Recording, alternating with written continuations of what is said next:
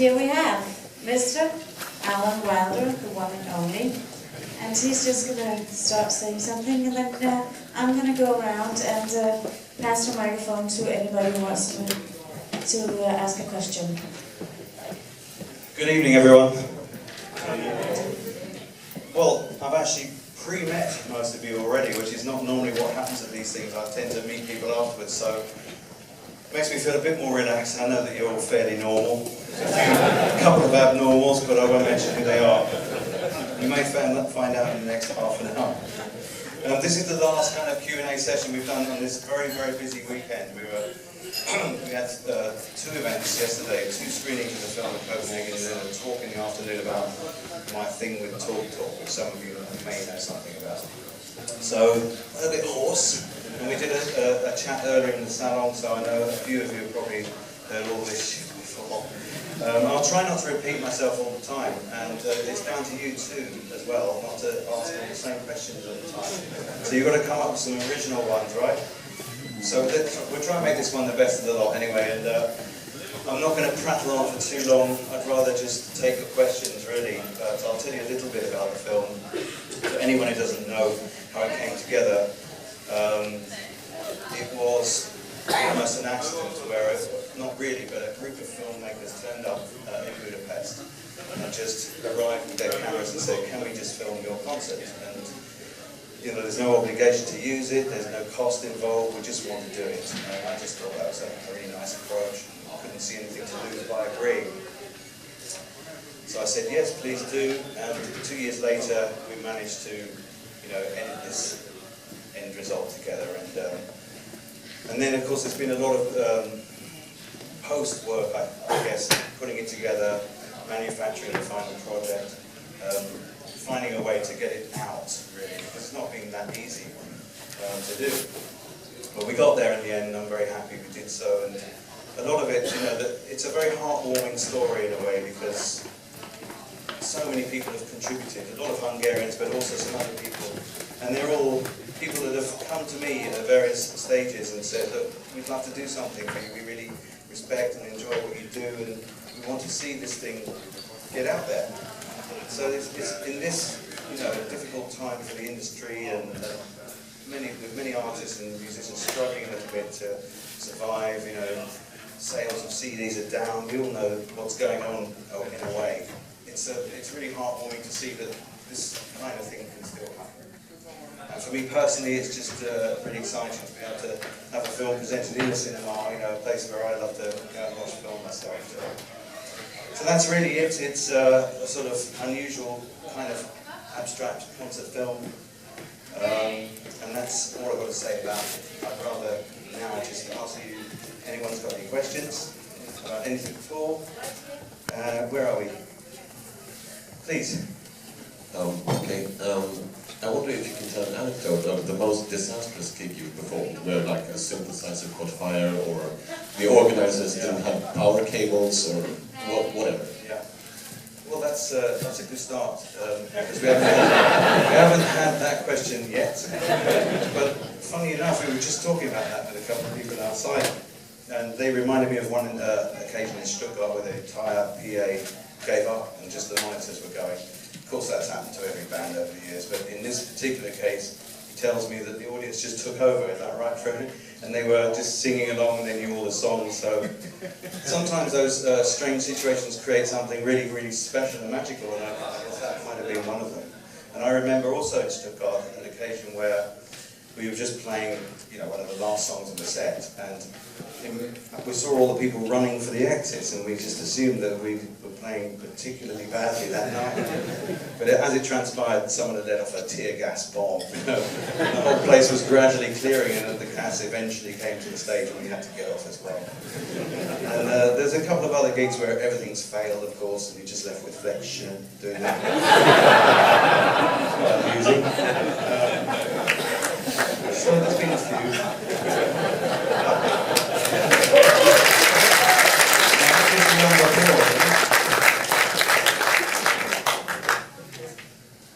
Yes.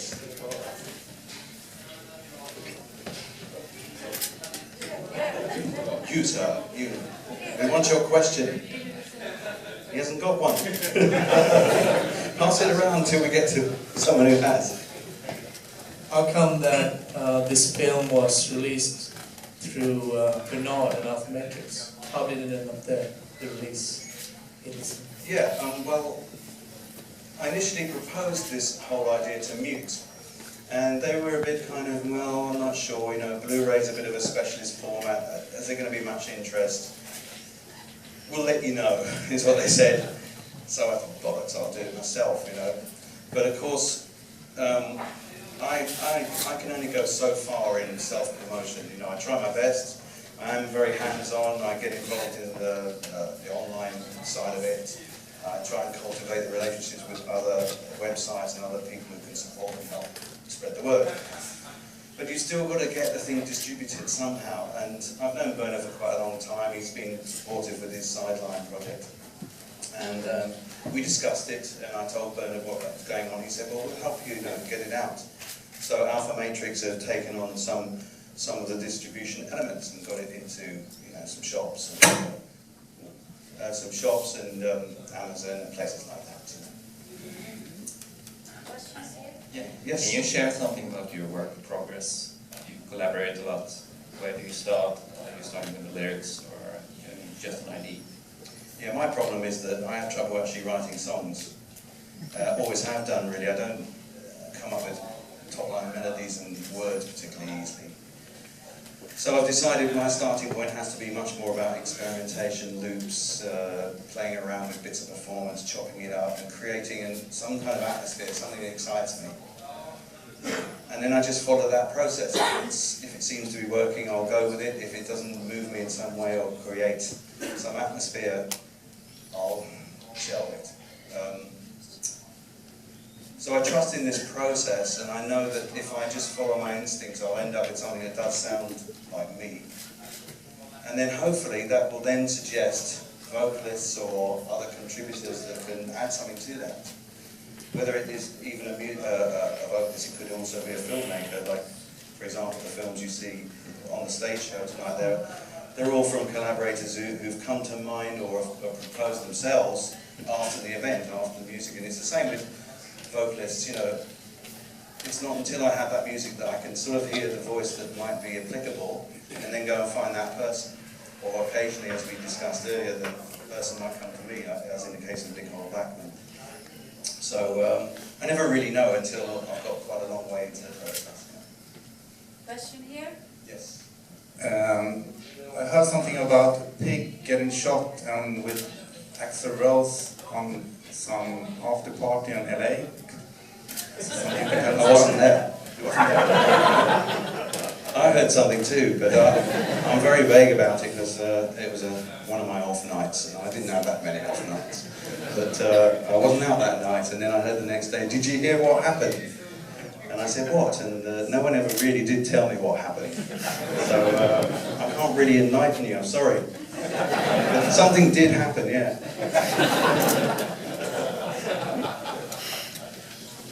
Questions? There we go. Come on, you're quite a lot. Okay. This is supposed to be the last lively one of the night. Yes. Okay, that's good. That's good. Well, anyway, Alan, let us just hear a little bit. You're talking about this as a movie. What would you do? What's next for you? I will start working on some. Well, we want to do a few more events in the States, so we'll probably go over to LA and New York and Chicago, perhaps a couple of other places in January. But after that, I want to get back into the studio and make some new music. But I'm not going to. Yeah, it's easy to start. It's not done yet. All right? I've been saying this for about 5 years. The intention is to go and make some new music. And what it will be, I don't really know, because I've just described how I never really know what I'm doing. So I don't really know, but I'm keeping a very open mind about it. I don't want to say it'll be an album, I don't want to say it'll be a film. I'm just going to make music and see what it turns into. And if it gets applied to a film, I'm putting a few feelers out in that direction, looking for interesting filmmakers who might want to work together. So I was talking about David Rossi yesterday, who was with me for the Talk thing. And we had a good chat the other day about maybe trying to do some things together in that respect. You know? Daniel Meyer has also sent me some of his new material, and he wants me to get involved with that. So I'm regarding all of those things as kind of source material to get me going on something, and then we'll see what it turns into. It could be anything.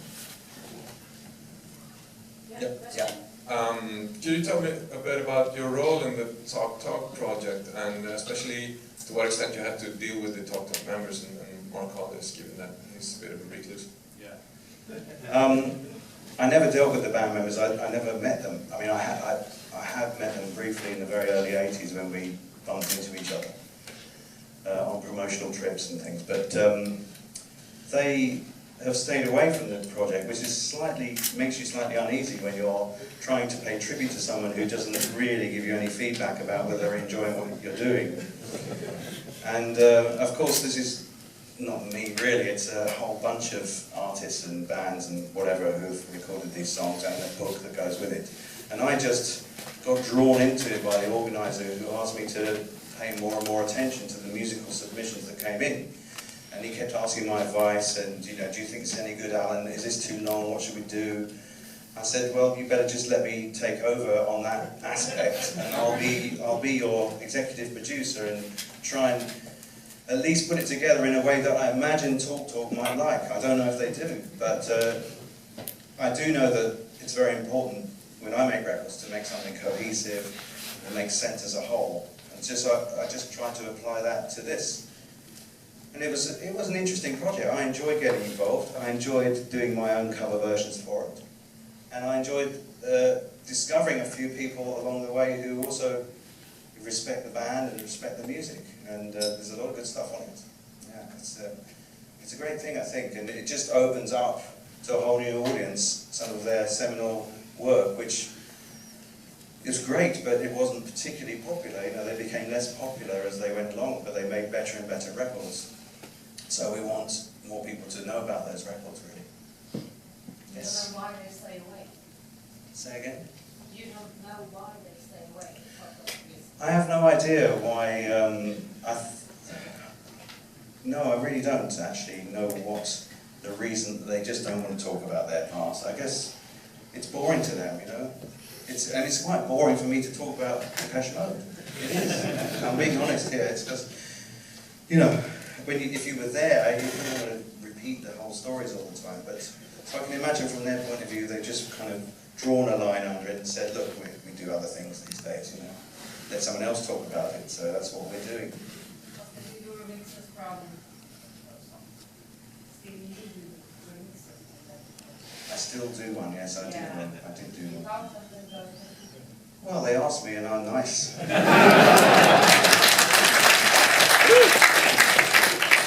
was quite surprised to be asked that. You know, but I thought, well, it was a good challenge. The question was it a question? It wasn't really a question. Let's not go there then. Who's got a question? You. You said that it's actually quite hard for you to write actual songs. Yeah. How does that make you Well, a little bit frustrated. I'd love to be able to be a prolific songwriter and come up with some classic songs, you know, but I think I sort of, what's the word? I can't think of the word, but as soon as I try to write lyrics or a melody, I immediately censor it and say, that's not good enough, you know, that's crap. And all the lyrics I've ever come up with, I thought, oh, that's awful, you know. And I can't seem to get beyond that point of just allowing it to be okay in my own mind. Whereas with music, it's a different thing. I kind of have more confidence about, you know, some of the musical ideas I have or the way to arrange. I'm much more confident about orchestration and arranging sounds and creating atmosphere with sound and the detail of how it should all go together. So, you know, even though I'm self-critical in that respect as well, which is a good thing to be self-critical. You know, it keeps you on your toes, and you know, everyone who makes records wants to try and improve on the records they've made before, and we often don't do that. So it's important that you're self-critical, but it can also hold you back. You know, that's it. But with the songwriting, you know, I've always found it tough, and I don't really enjoy the songs that I did force myself to write in the early Mode days. You know. Yes.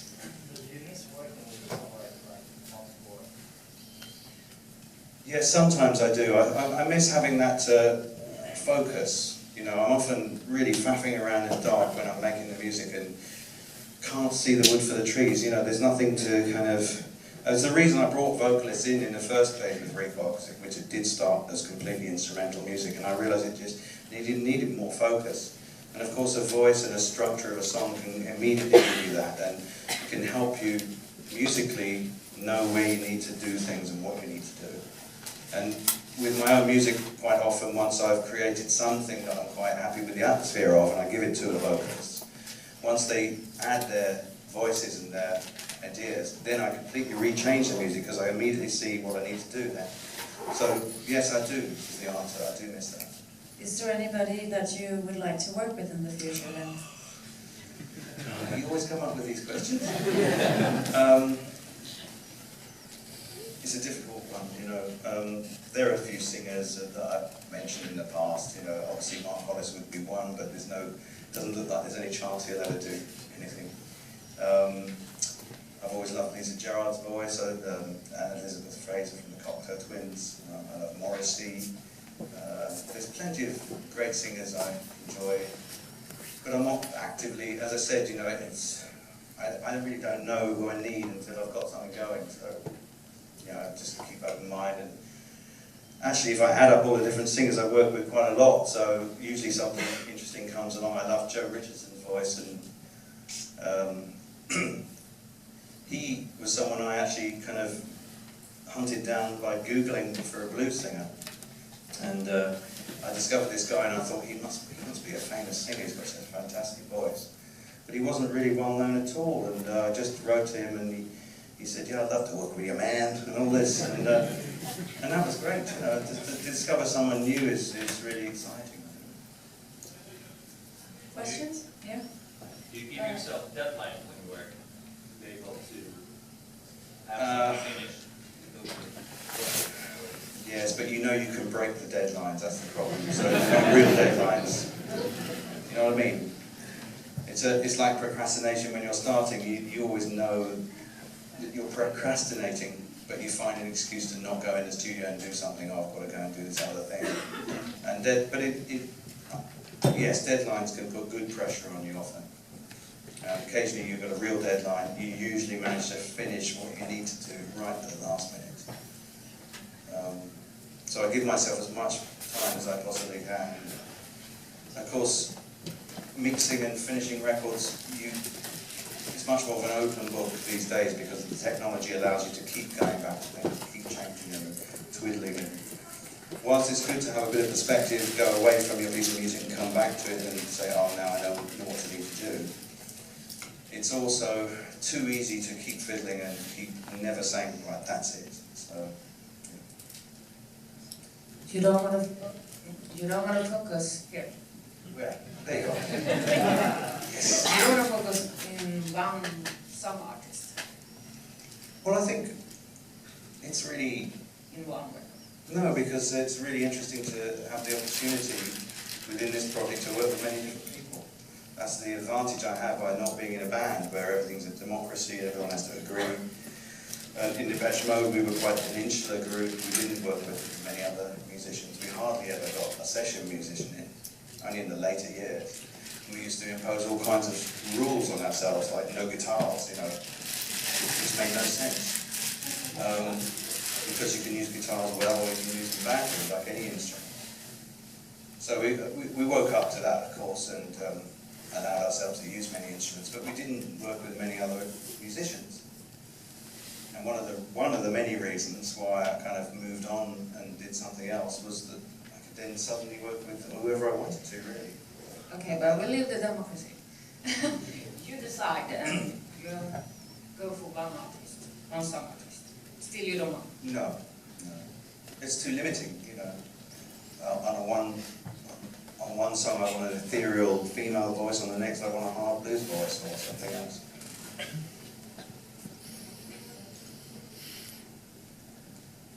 Do you have a go-to synthesizer that's your favorite, that you use a lot?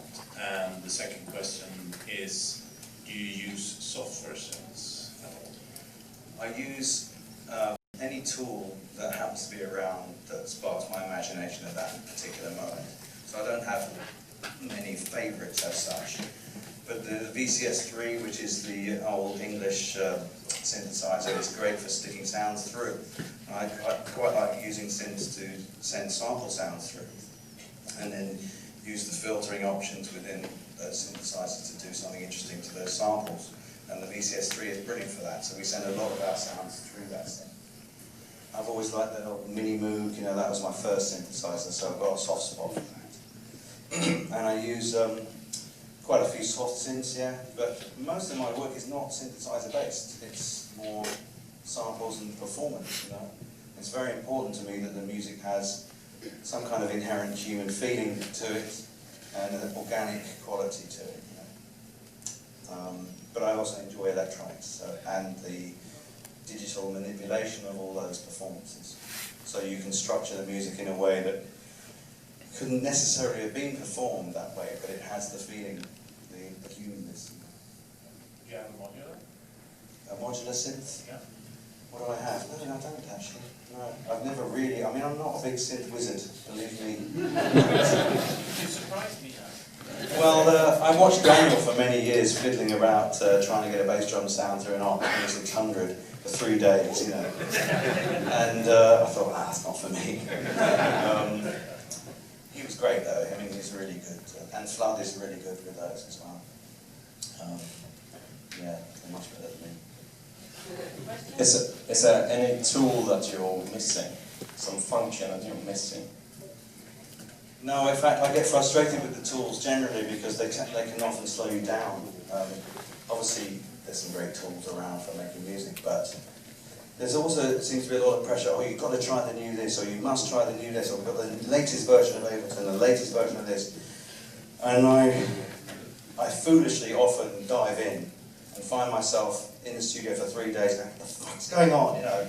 And all the ideas I might have had in that time have just gone into the ether because I've been frustrated trying to work out how this new bit of technology works. So I've kind of learned to stay a little bit back from that. Yes, you know, I don't want to be a heathen and not explore, but at the same time, I'm quite comfortable just having a system that I know will work and I can quickly do what I need to do. As I say, you know, I'm no wizard, I'm no nerd.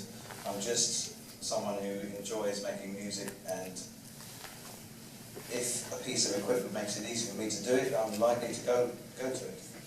Alan, I remember when you first started playing the drums, and that was kind of, you know, a big revolution. Like suddenly you're playing drums in the pitch mode. How long did you actually practice before you actually got back on stage and played the drums? And well, it started during the recording of Songs of Faith and Devotion. In fact, I may have played a few things on Violator, but they would have been just like hi-hat parts or the old snare thing. And then I think Dave was also someone who encouraged me to do more. He said, well, you're quite good on these drums, why don't we do some more of that, you know? And I also found that I wasn't being challenged enough on stage, you know. The parts are quite simple to play on a keyboard, and I'd get a bit bored on a long tour, and I thought, yeah, I could do that if I practice hard enough. Maybe I could do something that's more physical, more challenging. So I started with the Songs of Faith and Devotion record, where I played a lot more of the drums, and we still recorded them as kind of looped parts because I couldn't really get right through the songs and keep in time the whole way. So we would record sections and then, you know, sample it. But when it came to touring that album, well, I thought, well, I've got to be able to play from the beginning to the end, you know. So I literally just locked myself away, practiced stuff for 3 or 4 hours a day at my home, every day, pretty much, until I was good enough to go on that tour and actually play them properly.